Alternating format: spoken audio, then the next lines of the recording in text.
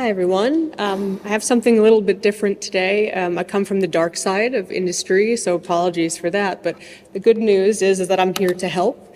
My background is in infectious disease. I spent my entire career in it, all the way from looking at genomic basis of drug resistance in malaria, all the way to building genomic surveillance infrastructure, pipelines, operations, data products, and resources that the world uses to investigate genomic surveillance at scale. So my background is in population genetics primarily, but then I moved into a much more translational space.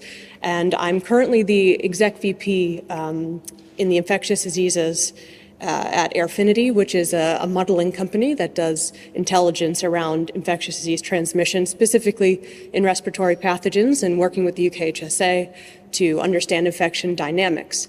But what I'd like to tell you most about is that I work as a Royal Society entrepreneur in residence here.